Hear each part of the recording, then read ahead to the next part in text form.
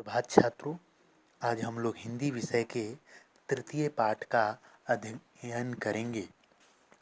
कल हम लोग तृतीय पाठ के 3 पैराग्राफ का अध्ययन किए थे। आज हम लोग चौथे पैराग्राफ से अध्ययन करेंगे।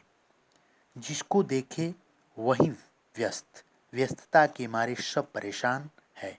आजकल बड़प्पन दिखाने के जो कई साधन हैं, उनमें से एक यह कहता है कि क्या बताऊं साहब, खाना खाने तक की फुर्सत नहीं मिलती भी है। ऐसी स्थिति में जब कोई आता है तो स्वभावतः हृदय शंकाकुल हो उठता है। अतिथि देवो आते हैं तो केवल अन्न खाते हैं, किंतु असमय देव तो जान खा जाते हैं। यूँ आजकल अन्न भी कुछ कम महंगा नहीं है, पर जान तो इससे अधिक महंगी है ही। कभी कभी दोनों का जब समन्वय हो जाता है तब तो कुछ पूछिए ही नहीं। अतिथि देवो भव का सिद्धांत कभी कभी ठीक रहा होगा। पहले अतिथि देव छठे 6 मास से कृपा करते थे, क्योंकि यातायात के साधन इतने समूनी न थे। दुनिया बहुत बड़ी थी, खाद्यान्न की कमी न थी। 10 बजे काम पर पहुंचने की बाध्यता नहीं थी। कृत्रिमता और प्रदर्शन जीव के अनिवार्य अंग नहीं बने थे। एक कमरे के फ्लैट में पूरा परिवार लाज संकोच छोड़ नहीं रहता था। आसमान की तरह जीवन भी खुला था। पृथ्वी के समान हृदय भी विशाल था। अंततः अतिथि देव का आना आनंद का मूल था। आज तो स्वयं खाने के लाले पड़े हैं, फिर अतिथि देव को क्या भोग लगाएं। जब अपने सोने के लिए ही जगह पर्याप्त नहीं है तो उनके लिए कहाँ बिस्तर बिछाएं। जब अपने प्रियजनों के बीच 10 मिनट बैठने का अवकाश नहीं है तो उनके साथ संलाप का 1 घंटा कहाँ से निकालें। मगर आपकी यह लालची आप तक ही रही।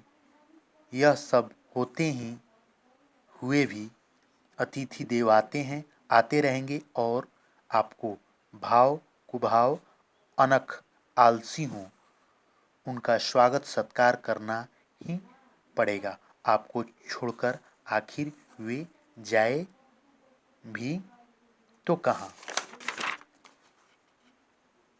जिसको देखे वहीं पर व्यस्तता का अर्थ होता है किसी काम में लगा हुआ। जिसको देखे वो किसी भी कार्य करने में लगा हुआ है और व्यस्तता के मारे वह सब परेशान है। परेशान का अर्थ होता है हैरान, व्याकुल। आजकल बड़प्पन दिखाने की जो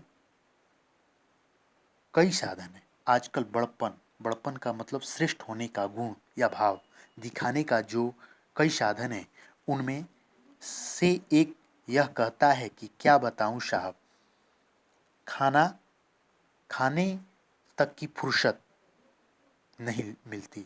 ऐसी स्थिति जब कोई आता है तो संभावतः का अर्थ होता है स्वभाव से ही हृदय शंकाकुल का अर्थ होता है शंका से व्याकुल हो उठता है।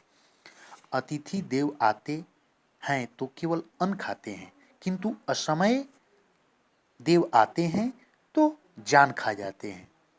जान खा जाते हैं मतलब परेशान करते हैं। यो आजकल अन्न भी कुछ कम महंगा नहीं है, पर जान तो उससे भी महंगा है ही है।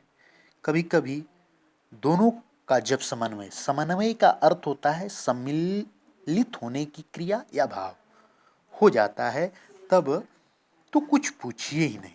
अतिथि देवो भव का सिद्धांत कभी ठीक रहा होगा।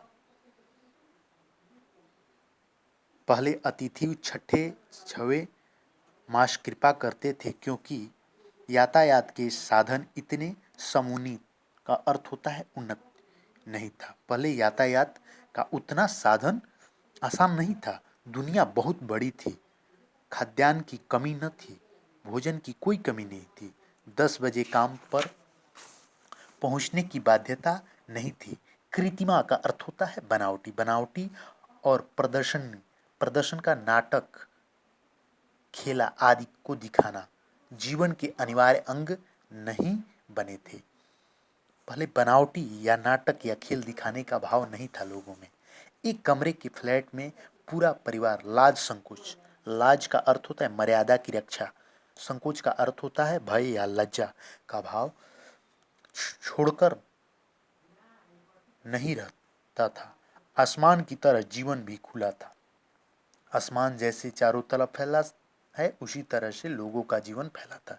पृथ्वी के सामने हृदय भी विशाल था।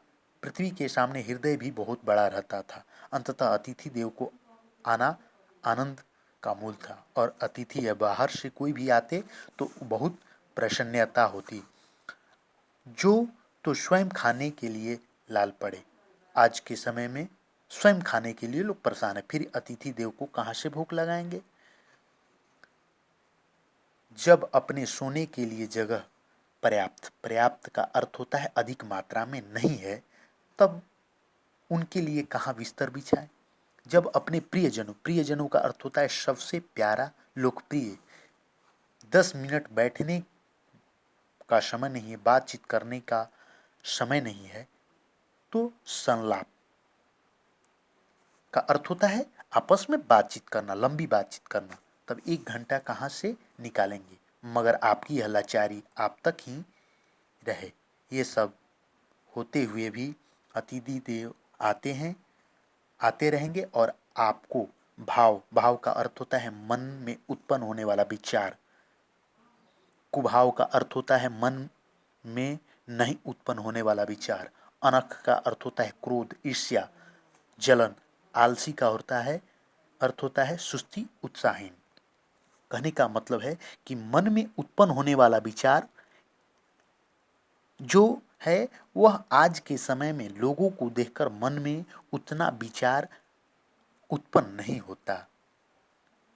क्रोध आता है, ईर्ष्या होती है, जलन होती है, स्वीकार करना ही पड़ेगा। लेकिन जलन होने के बावजूद भी लोगों की मान प्रतिष्ठा, सत्कार, स्वागत करना ही पड़ेगा। आप छोड़कर आखिर जाएंगे कहाँ। धन्यवाद।